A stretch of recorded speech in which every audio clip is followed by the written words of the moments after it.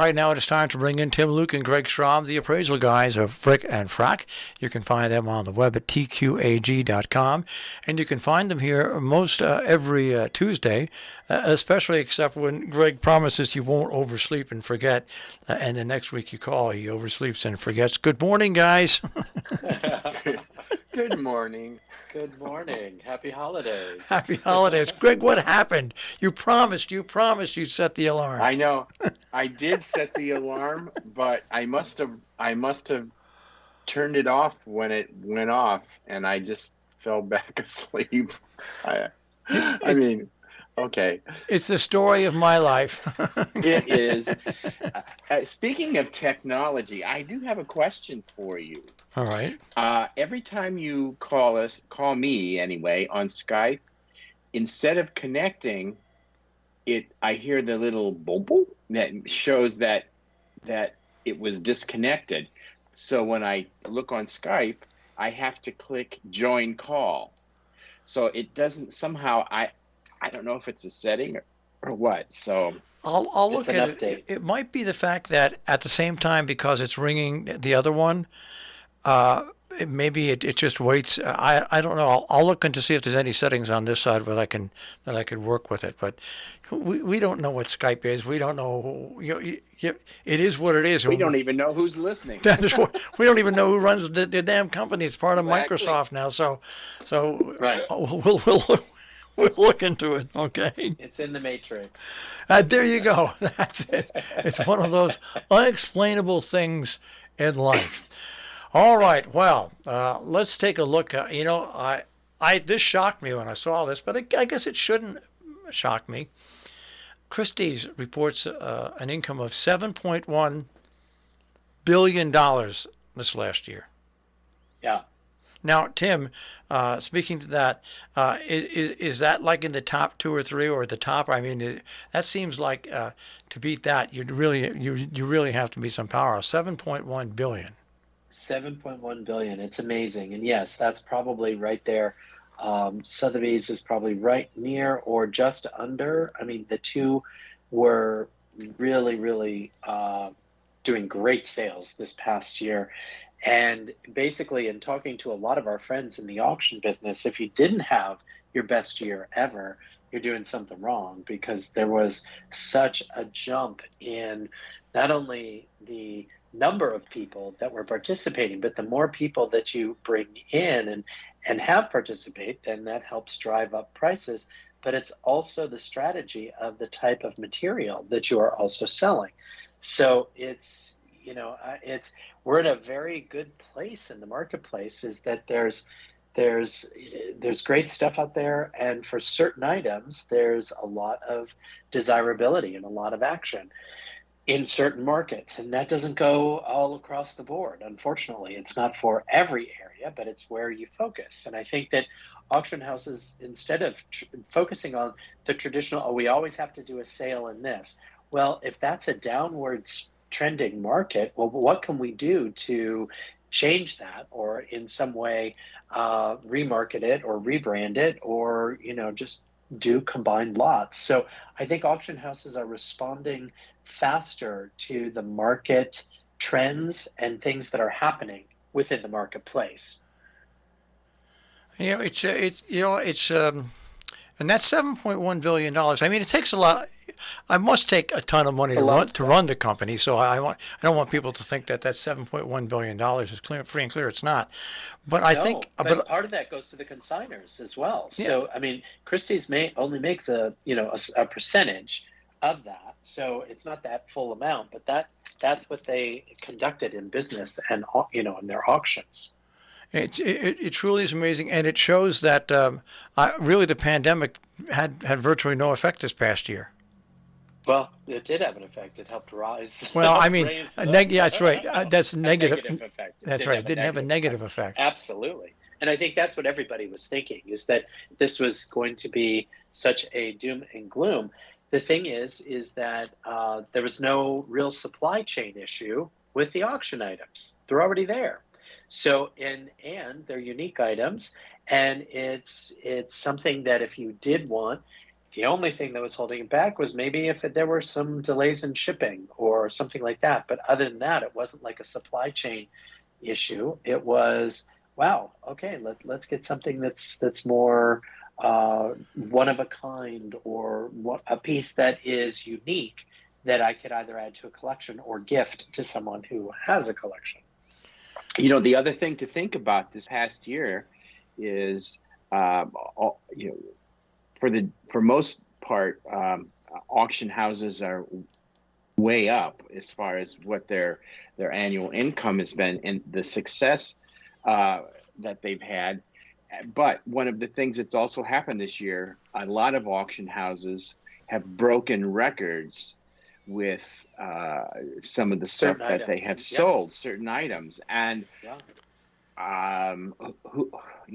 it's just one of the let's just say it's probably for the company, it's a pleasant side effect of what's happened over the past year. But there have been some amazing records broken this year in a lot of not just the upper tier auction houses, but the mid-level and the lower level auction houses. I mean, if you look what has sold in even just decorative arts, some of these things have just broken all kinds of records, and it's a good thing for the market. It makes the bottom line look good, but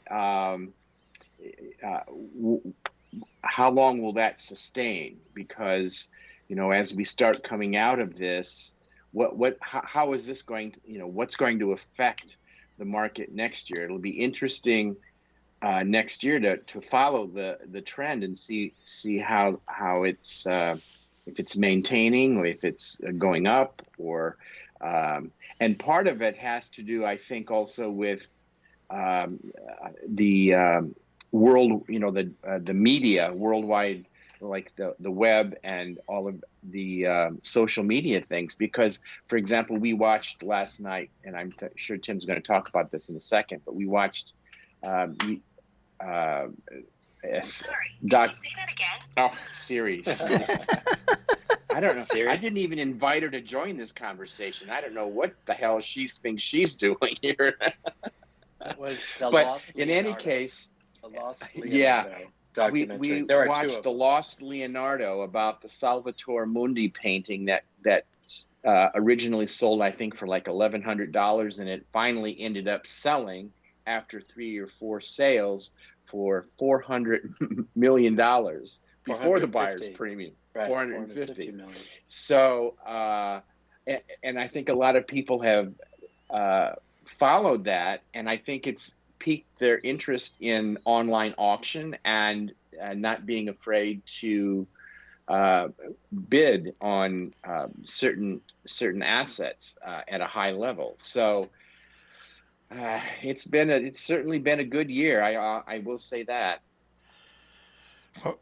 Well, Tim, what are your thoughts? I think now that it's on a roll, it's on a roll. I mean, people are spending money.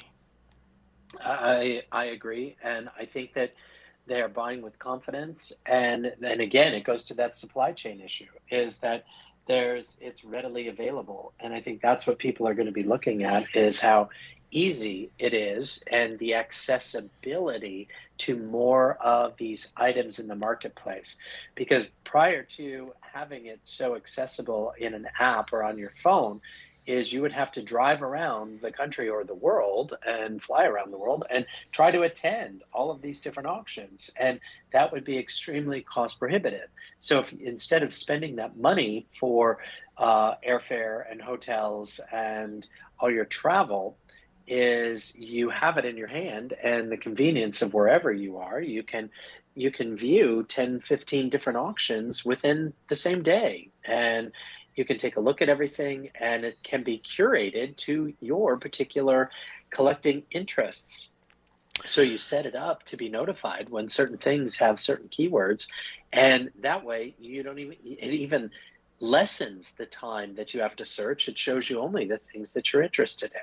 So I think that the more that this grows with technology and the ease of not only purchasing but also viewing and finding these things, more and more people will come to this. I mean, look at Carvana, look at all these other apps for the things. The big thing, if you listen to the ads, they say what they're selling is ease and that this is simple.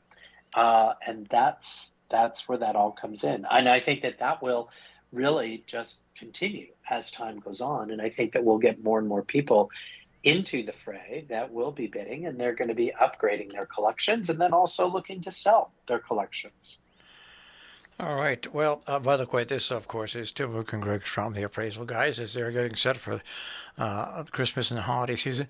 I saw an interesting article, and this is, I get, to me, I look for the bizarre and the different. An artist who was born without arms and legs and painted in the Victorian area, Sarah Biffin.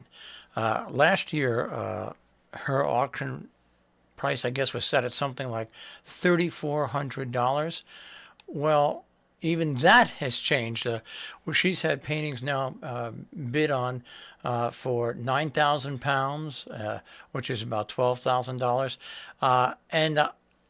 See, now this is where obviously personal taste comes in. I look at the paintings, and yes, they're amazing, painted by somebody who painted basically with a brush in their mouth. But have you heard of this artist or anything like that? No, I have not. I have not. I just Googled it, and that they're Miss Biffin, miniature painter. yeah, Sarah Biffin. And that is, and she's done a number of self-portraits, and she was born in 1784. And so she was a painter in England. No, I have not. Well, on top of that, think of the time period, being a woman, being an artist, right. And also not having arms or legs. I mean, that's holy smoke. I mean, to even be recognized for something like being a good artist with those three things there at that time, I can't even imagine what the odds are that she would have been successful. But you know, part of what made her successful is that she also had a lot of sponsorship and guidance. It's as in 1908, George Douglas, the Earl of Morton, wanted to see if Biffin could really paint unaided. And once he was convinced, he sponsored her to receive lessons from the Royal Academy of Arts. So, she went there. The Society of Arts awarded her a medal in 1821 for her historical miniature of the Royal Academy. And so her paintings have been recognized for her her talent, obviously. So there's a lot goes into that. And was this an article that you read, Marshall, just saying that her values are going up, or that there's more of a they've gone up. Last year getting about $3,000 to $3,600 a painting, and this year, like I said, 9,000 pounds, which of course I think equates to $12,000 this year. Right. So right. I mean 3,000. I mean we're not talking substantial, but still 3,000 to 12,000. That's a jump. Yes. Right. Well, so if you had some of these, just thinking, oh, okay, and I think that's what we're seeing in different markets, and not all markets, but in certain artists, I think people are finding more interest in the historical background, and also, there's a limited quantity that is out there for these items. So she has an interesting story and a very interesting background. Apparently, also, Charles Dickens mentions her in Nicholas Nickleby and in a couple of other things that he has written. So she's, one of those. She's got provenance. She's got provenance. She does. She's got historical referencing. That's fabulous. Now, this has probably been broken, but I remember we talked about this back in the summertime. And I don't think it's been topped yet. But the Legend of Zelda game sold for $870,000. It was in a packaged, unsealed, and at the time, it's the largest, most expensive video game ever sold, $870,000. That was on my list to talk about because that happened in July of this year. Yeah, July 11th, actually. I That has not been topped. Now, and here's what goes. The story goes on to say once again, because I saved this because I thought it was an interesting story. It includes a 20% buyer's fee. It topped the $660,000 of a Super Mario Brothers game. Right. But you buy. Obviously, these things go right into a hermetically sealed container, and hopefully, in another 5 years, have doubled or tripled in price. Right. It'll be $1 million or 1.2. Yes, and this particular game was also graded, so it is sealed and it has been graded, and I do believe that it was graded at like a 9.0. So it was probably hardly ever played with, and whoever found it, purchased it, or whoever had it when they were going to sell it, I'm sure that the grading and the sealing of these types of collectibles really make a difference. But I always think, well, okay, so what do? Put a stack of these around around the rim of on a shelf? No, to me, this is like buying a Bitcoin. You buy it, you put it away, and 3 years you say, okay, let me see what this is worth. Yeah. And see, because you can't do anything with it except, I mean, you could display it. It's in a case, that's fine, but that's about it because you can't play it. You don't have a game. But that would be the $1 million idea, is to have something that you could, but you can't take the thing, you can't take it out of there. So, yeah, I don't know. And starting off the new year. Go on. Oops, go ahead. No, go on. Well, the whole thing about the video games is, I've never been a video game fan, and it just mystifies me how these things, we joke about it all the time with Pokemon. Well, Pokemon is having a major resurgence right now, especially in the auction industry, because there are Pokemon things that are breaking their own records. So it's one area that I am not really familiar with, because I don't know these games. I don't know the only one that I know, and it's because it's Tim's favorite game, is Miss Pac-Man, and that's it. Miss Pac-Man, yeah. Well, but That's right. I will say that Super Mario holds the record for the most valuable video game cartridge. There was a 36-year-old sealed copy of the Super Mario Brothers game that sold for $2 million on a collectible site called Rally, breaking the record for the most expensive video game ever sold. And that was in August of this year, August of 2021. So it's that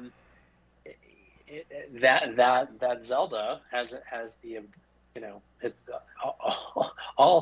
all things seem to point to that's the next, $1 million.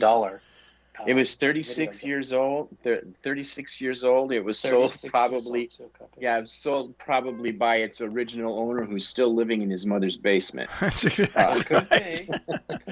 And speaking as we're talking about money, finally, January 5th through 7th in the sunny Orlando area, there's a currency signature auction going on by Heritage Auctions. When they say signature auction, is the signature because the person who signed the bills and the notes, is that the signature they're looking for? Well, no. So it could be documents and letters. So if they're doing currency and probably also historic signatures that are either the people who are the signatories on some of the currency, or usually presidents or something else. So it's they usually like to sell those alongside of some of the currencies. And they're kind of like, I guess they also sell auction notes and things like that, which correct. Yeah, which can be pretty impressive. I had my grandmother's sister, her husband many years ago, worked at Standard Oil. All right. And when he passed away, he left basically a suitcase full of stocks. She passed away, and her family after that had a suitcase worth of stocks that were worth just an unbelievable amount of money. Unbelievable amount of money. Not that they, redeemable. I'm talking about collectors, and some redeemed in. It's I guess it's a thing. People will pay anything for something that they really want that hits an interest they have. Oh, Well, yeah. speaking of heritage and coins and money, they have an auction coming up in January that should be interesting to watch. It's all of the lots in there are coins and currency that have errors on them. So, but they ended up in circulation at some point. So that's going to be interesting to see how that does, because the number of lots that they have, it's close to 600 lots of just currency that has errors of printing, like mint errors on them. Everything from a misshaped coin to an underweight coin to the image is struck wrong, or so that's always fun, because there was a time when we talked about this where one of these coins came up for auction and it sold for a tremendous amount of money.